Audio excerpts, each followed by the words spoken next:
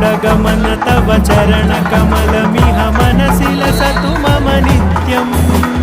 गरुडगमन तव चरणकमलमिह मनसि लसतु मम नित्यम् मनसि लसतु मम नित्यम्